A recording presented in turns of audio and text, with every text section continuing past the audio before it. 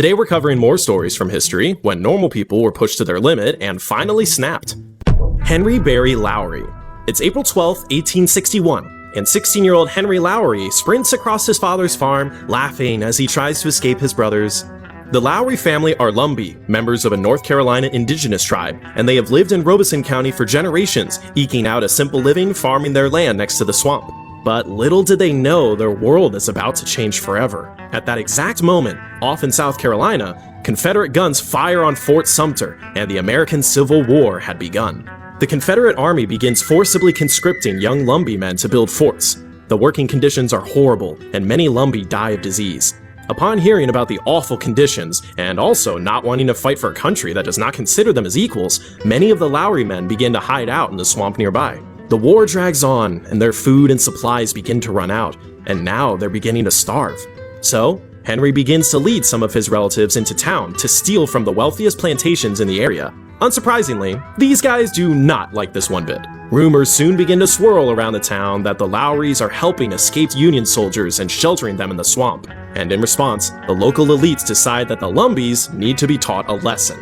In 1864, the Confederate postmaster James P. Barnes accuses the Lowrys of stealing 2 of his hogs. He knows that a jury of local elites won't trust these free people of color, and this would almost certainly lead to their executions. Allen Lowry, the head of the family and Henry's dad, pleads with Barnes that he knows his family would never do anything like that, but Barnes doesn't want to hear it.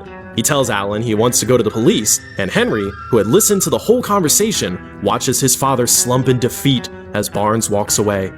Henry's 19 now and has learned through the war that the Lumbee will never be treated fairly by these men.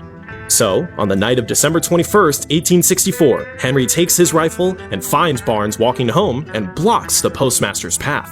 Seeing Henry's rifle, Barnes holds his hands up as if to say he doesn't want any trouble. But Henry has already made his decision. This man had threatened his father, and so he raises his rifle, takes aim, and shoots Barnes square in the chest. In the blink of an eye, Henry is now a murderer, an outlaw, but if this is what it takes to protect his family, so be it. With his last breath, Barnes shouts out, "The Lowrys have killed me!" Which was pretty much the worst thing that could happen when you murder a guy in a small town. Henry's plan of quietly taking care of business completely backfires, but without any direct proof that he was the shooter, he escapes arrest. All of the prominent plantation families are enraged and want the Lumbees taken care of, and to carry out their form of justice, they call on one of the most infamous groups in American history. Made up primarily of wealthy men who had bribed their way out of serving in the war, the Home Guard was originally formed to protect citizens and help with local conscription. However, by 1864, they had devolved into Confederate thugs drunk with power. Spurred by the murder of Barnes, they ride into Robeson County and begin harassing random Lumbees just to try to get a rise out of one of the Lowry men. The worst of the Home Guard is a man named James Brantley Harris, who begins assaulting Lumbee women. When Harris is warned to stop or face the consequences, he laughs and shoots and kills Jarman Lowry, one of Henry's cousins. Jarman's brothers, who were conscripted to build forts for the Confederates, return home to mourn their brother, but Harris finds them and has them arrested. He says he'll escort the boys back to the fort to resume their work, but once out of town, he beats them to death and claims that he only acted in self-defense. The courts do nothing, and Harris is a free man. Henry cannot take the injustice. 3 of his cousins have been murdered by the Home Guard. They can't keep getting away with this. So, a few days later, on January 15th, 1865, Henry picks up his rifle again and waits along a dirt road for Harris. After hours of waiting, Harris finally appears in his buggy, and as he passes Henry, the proud Lumbee points his rifle and fires.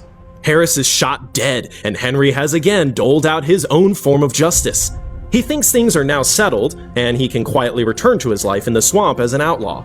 But the act of killing one of the Home Guard was not something that would be so easily overlooked, and it would cause a retaliation so severe that it would turn Henry from just an outlaw to a nightmare for the local elites. On March 3rd, a group of the Confederate Home Guard raids Henry's father's farm. Henry stares from his hiding place while they trample his crops and search through the house. They find firearms that free people of color were forbidden from owning. Allen Lowry frantically tries to explain, but the Home Guard are not interested. They drag Henry's father and brother out of the house, and a kangaroo court is quickly gathered out in the open. They are convicted of thievery. The Home Guard brings them to the back of the farm